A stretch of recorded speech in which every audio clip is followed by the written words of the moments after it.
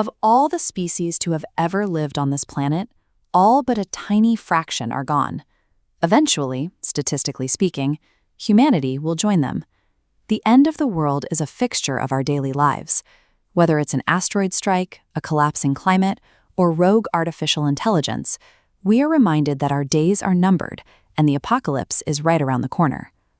But this chart of global human population over time highlights a crucial distinction.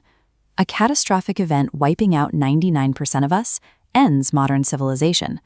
Look closely at the bottom. That surviving remnant is the hardest part.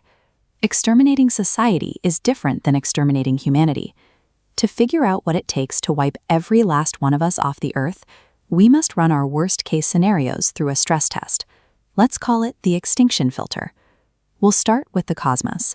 A 1-kilometer-wide asteroid colliding with Earth would release kinetic energy equivalent to billions of atomic bombs. Those who survived the initial blast would face unrelenting earthquakes, firestorms, and an impact winter that could blot out the sun for years. The data tells a different story. This 3D orbital map tracks the thousands of large asteroids in our solar neighborhood. We have already detected over 90% of them. Extinction-level impacts happen roughly once every 100 million years, and if one were on a collision course today, we'd likely know decades in advance. As for threats beneath our feet, supervolcanoes can plunge the planet into a sudden global winter. This lush peninsula in Southeast Asia hides the caldera of Lake Toba. Around 74,000 years ago, it produced the most powerful volcanic eruption in human history. It spewed massive quantities of ash into the atmosphere, severely cooling the planet. Yet our primitive ancestors found a way to adapt, and they survived. Nature's brute force, whether a rogue space rock or a massive eruption, simply lacks the frequency or the geographic precision required to kill every single person on Earth. Infectious disease is nature's most lethal tool. The Black Death killed upwards of half the European population, and as this crowded 1918 flu ward shows, pathogens have exacted a staggering toll on humanity.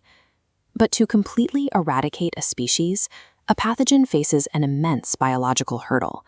It has to combine perfect global transmissibility with 100% lethality. This epidemiological model illustrates the problem. A virus that causes mild symptoms spreads far and wide, but a virus that kills its host too efficiently stops itself in its tracks. It burns out locally before it has the chance to board a plane and cross an ocean. Nature struggles to organically engineer a disease that circumvents this bottleneck. A perfectly lethal global pandemic fails the extinction filter. If the natural world can't finish the job, that leaves us.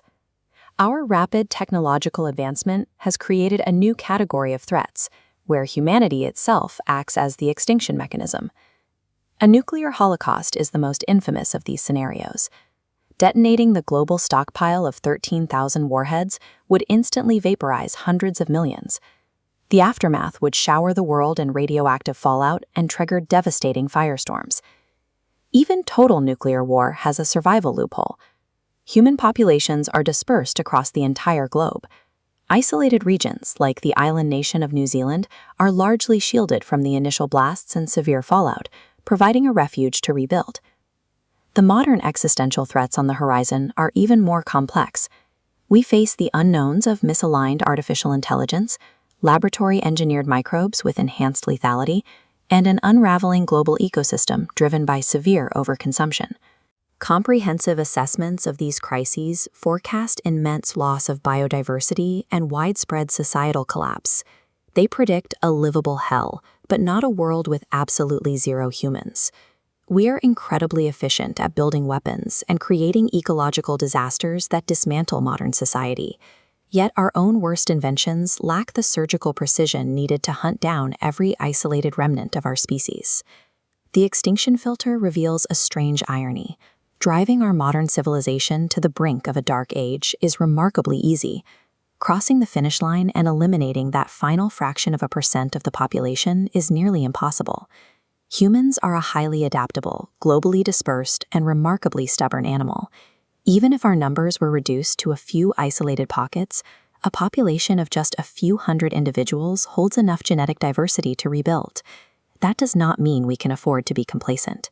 The sheer scale of suffering caused by severe climate change, global pandemics, or nuclear conflict makes preventing these catastrophes our absolute highest priority.